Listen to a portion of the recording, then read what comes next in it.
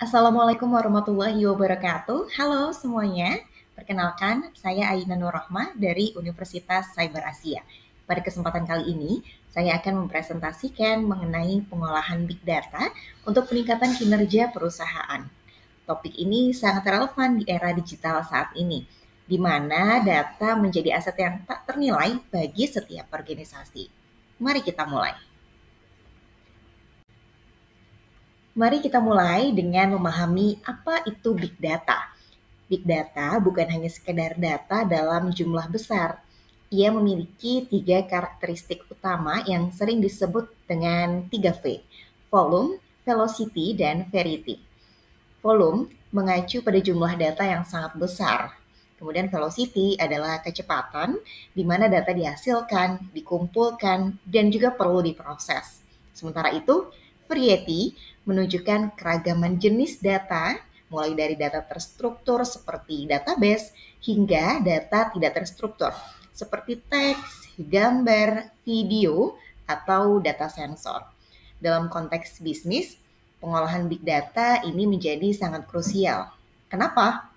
Karena dengan big data, kita dapat menggali wawasan mendalam atau insight yang tersembunyi, kemudian mendorong inovasi produk atau layanan baru, dan pada akhirnya meningkatkan daya saing perusahaan di pasar yang semakin kompetitif. Dalam presentasi ini, kita akan membahas secara komprehensif tahapan-tahapan pengolahan big data, kemudian bagaimana output-nya mendukung sistem pengambilan keputusan, keterkaitannya dengan transformasi digital, serta beberapa studi kasus visualisasi data yang dapat dimanfaatkan untuk keputusan bisnis strategis.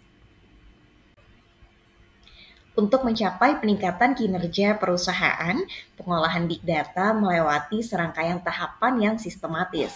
Secara garis besar, ada 6 tahapan utama yang akan kita bedah nih satu persatu.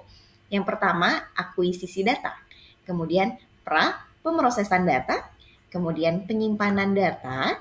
Selanjutnya, pemrosesan dan juga analisis data. Selanjutnya, visualisasi dan interpretasi data. Dan yang keenam, pengambilan keputusan. Mari kita bahas tahapan pertama secara lebih mendalam. Yang pertama, akuisisi data. Tahap ini adalah fondasi dari seluruh proses pengolahan big data. Ini melibatkan pengumpulan data mentah dari berbagai sumber.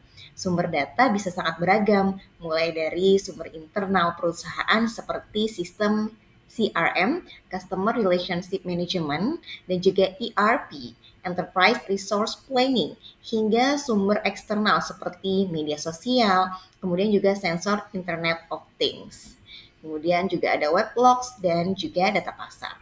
Tujuan utama dari akuisisi data adalah memastikan bahwa semua data yang relevan tersedia dan siap digunakan sebagai bahan bakar utama untuk analisis berikutnya. Tanpa data yang lengkap dan juga relevan, analisis yang dihasilkan tentunya tidak akan optimal. Selanjutnya, tahapan yang kedua, pemrosesan data. Setelah data terkumpul, tahap selanjutnya adalah pemrosesan. Proses ini sangat vital karena data mentah itu seringkali tidak bersih, tidak konsisten, atau tidak dalam format yang siap untuk dianalisis. Pemrosesan melibatkan 3 sub tahap utama. Yang pertama, pembersihan data atau data cleaning. Ini adalah proses menghilangkan duplikasi data, kemudian juga memperbaiki kesalahan entry dan mengisi nilai-nilai yang hilang atau tidak lengkap.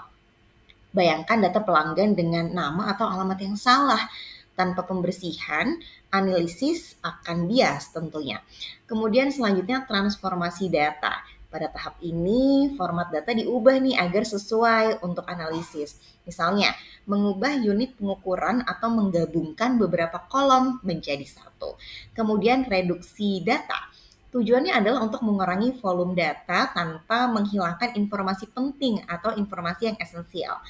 Hal ini bisa dilakukan dengan teknik sampling atau agregasi data untuk mempercepat proses analisis. Tujuan akhir nih dari pemrosesan data ini adalah menghasilkan data yang berkualitas tinggi, bersih, dan juga konsisten yang tentunya siap untuk tahap pemrosesan dan juga analisis selanjutnya. Melanjutkan dari pra pemrosesan, kita masuk ke tahap ketiga dan juga keempat. Tahap ketiga yakni penyimpanan data. Setelah data bersih dan juga terstruktur, langkah berikutnya adalah menyimpan secara efisien. Mengingat volume big data yang masif, penyimpanan tradisional seringkali tidak memadai. Oleh karena itu, teknologi khusus digunakan seperti HDFS atau Head of Distributed File System atau juga NoSQL database seperti MongoDB atau Cassandra dan juga Data Lakes. Data Lake ini berfungsi sebagai repositori sentral yang menyimpan data mentah dalam format aslinya, siap untuk berbagai jenis analisis. Tujuan dari tahapan ini adalah menyediakan infrastruktur penyimpanan yang andal, scalable, dan juga mampu menampung volume data besar dengan biaya yang lebih efektif. Kemudian lanjut ke tahapan yang keempat, yakni pemrosesan dan juga analisis data. Ini adalah inti dari pengolahan big data, di mana wawasan mulai digali. Pada tahap ini, berbagai teknik analitik diterapkan untuk menemukan pola, tren, dan juga hubungan tersembunyi dalam sebuah data. Jenis analisis ini dibagi menjadi 4. Yang pertama, analisis deskriptif. Ini menjawab pertanyaan apa yang terjadi, misalnya laporan penjualan bulanan. Kemudian ada juga analisis diagnostik. Untuk analisis ini dapat menjawab pertanyaan mengapa itu bisa terjadi. Misalnya pada contoh kasus mengapa penjualan turun di bulan-bulan tertentu. Kemudian selanjutnya analisis prediktif. Ini menjawab pertanyaan apa yang akan terjadi di masa depan. Misalnya memprediksi tren dari permintaan produk. Dan selanjutnya ada analisis preskriptif. Analisis ini digunakan untuk menjawab pertanyaan apa yang harus dilakukan. Selanjutnya juga bisa memberikan rekomendasi tindakan terbaik berdasarkan hasil prediksi. Alat yang digunakan dalam tahap ini sangat beragam, termasuk machine learning, deep learning, dan natural language processing untuk menganalisis data teks. Tujuan utamanya adalah mengungkap wawasan tersembunyi yang dapat memberikan keunggulan kompetitif. Setelah analisis selesai, tahapan selanjutnya adalah menyampaikan hasilnya agar mudah dipahami. Kita masuk ke tahapan kelima, yakni visualisasi dan interpretasi data. Hasil analisis data, terutama dari big data yang kompleks, ini seringkali sulit dipahami jika hanya disajikan dalam bentuk angka atau tabel biasa. Oleh karena itu, visualisasi menjadi sangat-sangat penting. Pada tahap ini, hasil analisis dijadikan atau disajikan dalam bentuk visual yang menarik dan juga mudah dicerna, seperti dalam bentuk grafik, diagram, peta, atau juga dashboard yang interaktif. Tujuan utamanya adalah memudahkan pemahaman wawasan yang telah ditemukan dan mengkomunikasikan hasil analisis secara efektif kepada stakeholder, baik teknis maupun non-teknis. Kemudian selanjutnya tahapan yang keenam yakni pengambilan keputusan. Ini adalah tahapan puncak dari seluruh proses pengolahan big data. Wawasan yang telah ditemukan dan divisualisasikan digunakan untuk mendukung pengambilan keputusan bisnis yang lebih baik, lebih cepat, dan juga lebih akurat. Dengan adanya bukti konkret dari data, keputusan tidak hanya didasarkan pada intuisi atau pengalaman semata saja, melainkan berdasarkan pada fakta. Tujuan akhir dari seluruh proses ini adalah secara langsung meningkatkan kinerja perusahaan baik dalam hal efisiensi operasional, kepuasan pelanggan, atau inovasi produk. Output dari pengolahan big data memiliki dampak yang signifikan pada dua area kunci dalam organisasi, yakni untuk sistem pendukung keputusan atau Decision Support System atau biasa disebut dengan DSS, dan juga formulasi strategi. Kita bahas terkait DSS, Decision Support System. Big data ini menjadi darah bagi DSS. Dengan big data, DSS dapat diisi dengan data yang masif, memungkinkan analisis yang jauh lebih mendalam melalui penggunaan ML atau machine learning dan juga AI, artificial intelligence. DSS kemudian dapat menyediakan wawasan secara real time yang sangat penting untuk keputusan operasional sehari-hari. Kita ambil contoh. Contohnya dashboard KPI. Key Performance Indicator yang menunjukkan performa bisnis secara langsung atau sistem rekomendasi produk yang disesuaikan dengan preferensi pelanggan. Kemudian selanjutnya membahas terkait strategi formulation. Di sisi lain, Big Data juga sangat berperan dalam formulasi strategi jangka panjang perusahaan. Big Data membantu dalam identifikasi peluang dan juga resiko pasar yang mungkin tidak terlihat nih sebelumnya, mengoptimalkan alokasi sumber daya perusahaan, dan bahkan memfasilitasi pengembangan produk atau layanan baru yang sesuai dengan kebutuhan pasar. Kita ambil contoh. Contohnya adalah laporan analisis pasar yang mendalam atau model prediksi permintaan yang membantu dalam perencanaan strategis. Selanjutnya, mari kita bahas keterkaitan antara transformasi digital dan big data. Ini adalah dua konsep yang seringkali berjalan beriringan. Yang pertama, transformasi digital. Ini adalah perubahan fundamental dalam cara sebuah organisasi beroperasi, berinteraksi dengan pelanggan, dan menciptakan nilai melalui adopsi teknologi digital. Ini bukan hanya tentang mengimplementasikan teknologi baru, tetapi juga melibatkan perubahan budaya dan juga proses internal. Keterkaitan big data dan juga transformasi digital ini sangatlah erat, karena big data ini sebagai fondasi. Big data adalah bahan bakar utama yang mendorong dan memungkinkan terjadinya transformasi digital. Tanpa data, inisiatif digital akan kehilangan arah. Kemudian, sebagai pendorong inovasi, big data memungkinkan perusahaan untuk mengembangkan produk atau layanan baru yang lebih inovatif, yang didasarkan pada wawasan mendalam tentang perilaku pelanggan dan juga tren pasar. Selanjutnya, personalisasi pelanggan. Dengan big data, perusahaan dapat memahami nih pelanggan mereka secara mendalam dan memungkinkan juga penciptaan pengalaman yang sangat personal dan relevan bagi setiap individu. Selanjutnya, efisiensi operasional. Dengan adanya analisis big data, ini dapat mengidentifikasi inefisiensi dalam operasional bisnis. Kemudian juga dapat membantu perusahaan untuk mengoptimalkan proses dan juga dapat mengurangi biaya. Kemudian pengambilan keputusan berbasis data. Integrasi big data mendorong budaya di mana keputusan bisnis didasarkan pada bukti konkret dari data, bukan hanya dari spekulasi. Jadi singkatnya big data adalah katalisator utama yang mempercepat dan memperkuat proses transformasi digital di sebuah organisasi.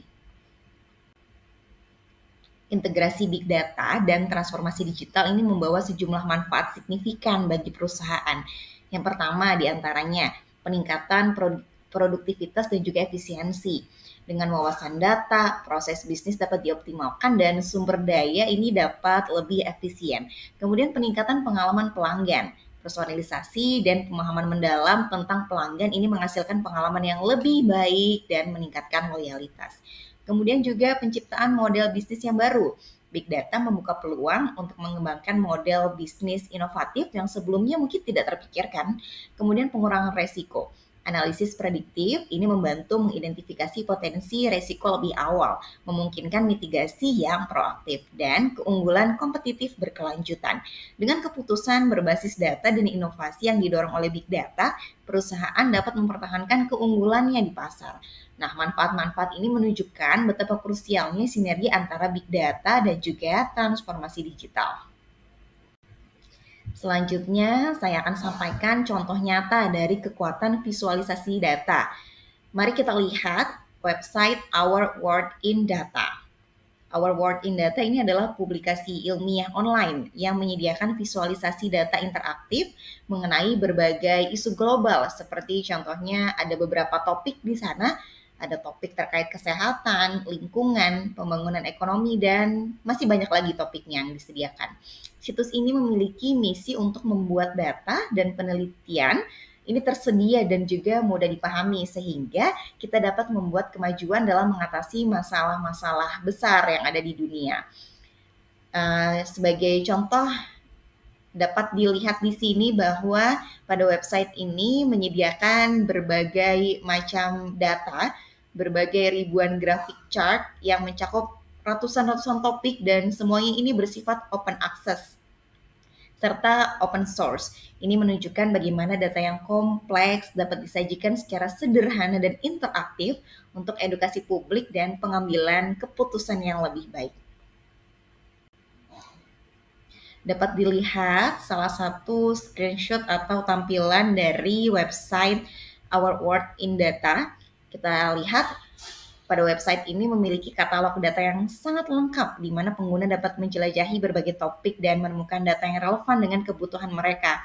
Tampilan ini menunjukkan bagaimana mereka mengkategorikan data berdasarkan area besar seperti kesehatan, kemudian pembangunan ekonomi, energi dan lingkungan, dan lainnya, serta menyajikan berbagai visualisasi yang terkait dengan topik tersebut.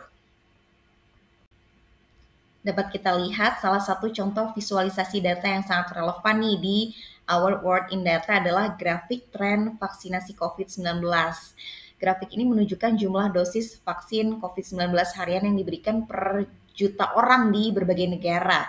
Ini dapat kita jadikan atau memungkinkan untuk perbandingan antar negara. Dengan visualisasi ini, kita dapat dengan mudah memahami perbandingan tingkat vaksinasi antar negara, kemudian mengidentifikasi tren penyebaran vaksinasi dari waktu ke waktu, dan mendapatkan informasi publik yang kredibel mengenai upaya penanganan pandemi ini. Ini adalah contoh sempurna bagaimana visualisasi data dapat menyederhanakan informasi yang sangat kompleks untuk pemahaman publik dan mendukung keputusan kebijakan kesehatan.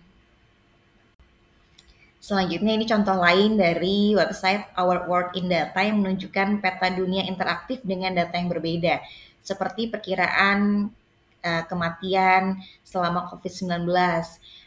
Ini memungkinkan kita dapat melihat dampak dari pandemi secara geografis dan juga membandingkan tingkat keparahan antar wilayah, antar negara.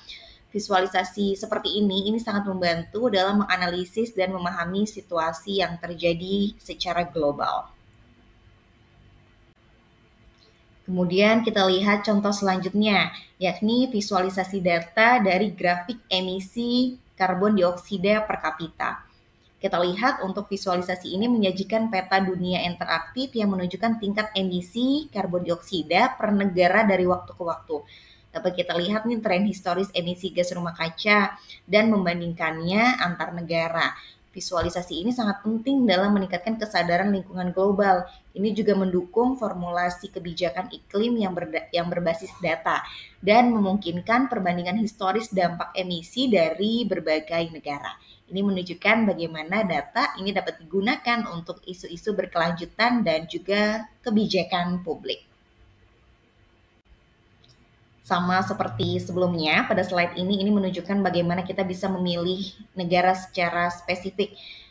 Pada kesempatan kali ini saya mencoba untuk melihat di negara Indonesia untuk melihat tren emisi karbon dioksida per kapita dari waktu ke waktu. Dapat kita lihat di Indonesia seperti ini untuk grafiknya. Nah, dari hasil data ini memungkinkan analisis yang lebih terfokus pada suatu wilayah atau negara tertentu. Setelah kita melihat contoh-contoh seperti pada slide sebelumnya, selanjutnya mari kita fokus lagi bagaimana visualisasi big data ini secara spesifik digunakan untuk keputusan bisnis yang penting. Kemampuan untuk mengubah data mentah menjadi representasi visual yang mudah dicerna adalah kunci untuk membuat keputusan yang tepat dan cepat di dunia bisnis yang serba cepat. Jadi untuk pertanyaan apakah visualisasi data itu dapat digunakan untuk keputusan penting, jawabannya adalah ya, sangat-sangat bisa. Nah, kenapa sih visualisasi data ini dapat digunakan untuk melakukan atau mengambil keputusan bisnis? Ada beberapa alasan kuat mengapa visualisasi data ini menjadi sangat penting untuk atau dalam mendukung keputusan bisnis. Yang pertama, peningkatan pemahaman lebih cepat. Visualisasi ini mengubah data yang sangat kompleks awalnya menjadi wawasan yang mudah dicerna. Hal ini memungkinkan manajer dan juga eksekutif untuk dengan cepat mengidentifikasi tren yang terjadi, kemudian pola dan juga anomali yang mungkin terlewatkan dalam tabel atau dalam bentuk data-data angka. Kemudian selanjutnya, identifikasi peluang dan juga ancaman. Melalui visualisasi, perusahaan dapat dengan mudah nih melihat segmen pasar yang sedang tumbuh, kemudian produk mana yang berkinerja baik atau buruk, serta mengidentifikasi potensi ancaman kompetitif. Ini sangat mendukung pengambilan keputusan strategis. Kemudian selanjutnya keputusan berbasis bukti. Visualisasi menyediakan bukti konkret dari data, mengurangi ketergantungan pada intuisi atau juga asumsi semata. Ini menghasilkan keputusan yang lebih objektif, rasional, dan juga berdasarkan fakta. Kemudian, kolaborasi dan komunikasi yang efektif. Dashboard visual dan juga laporan yang interaktif memungkinkan pemahaman bersama antar departemen. Ini memfasilitasi diskusi yang lebih produktif dan kolaborasi yang lebih efektif di berbagai organisasi. Kemudian pemantauan kinerja secara real time. Dengan dashboard yang up to date, manajemen dapat memantau secara langsung dan mengambil tindakan korektif dengan cepat apabila diperlukan. Ini mendukung manajemen yang lebih proaktif. Kemudian peningkatan akuntabilitas. Data yang disajikan secara transparan memudahkan pelacakan hasil dari setiap keputusan yang diambil, sehingga meningkatkan akuntabilitas dan memungkinkan evaluasi kinerja lebih akurat. Jadi semua poin ini menunjukkan bahwa visualisasi data bukan hanya estetika saja, tetapi sebagai alat strategis yang sangat vital. Sebagai kesimpulan, yang pertama pengolahan big data adalah siklus yang sangat esensial dan tidak terpisahkan untuk mendorong kinerja perusahaan di era modern ini. Kemudian outputnya juga memiliki peran vital dalam membangun sistem pendukung keputusan yang cerdas dan dalam merumuskan strategi bisnis yang efektif.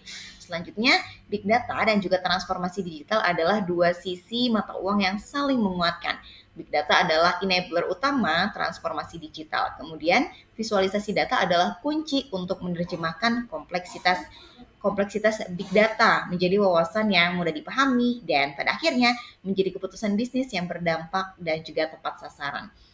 Kemudian pentingnya memanfaatkan big data secara efektif dan maksimal bukan lagi pilihan nih di era sekarang, melainkan sudah menjadi suatu keharusan bagi setiap perusahaan untuk tetap kompetitif dan juga relevan di pasarnya. Sehingga sangat penting bagi setiap organisasi untuk terus meningkatkan literasi data dan kapabilitas analitis di seluruh lapisan, mulai dari level staff hingga ke manajemen puncak untuk memaksimalkan potensi penuh dari big data yang mereka miliki. Demikian presentasi dari saya. Saya harap presentasi ini dapat memberikan pemahaman yang jelas nih mengenai pentingnya pengolahan big data dan bagaimana hal itu dapat meningkatkan kinerja perusahaan. Sekian dari saya, sampai bertemu di presentasi selanjutnya. Terima kasih. Wassalamualaikum warahmatullahi wabarakatuh.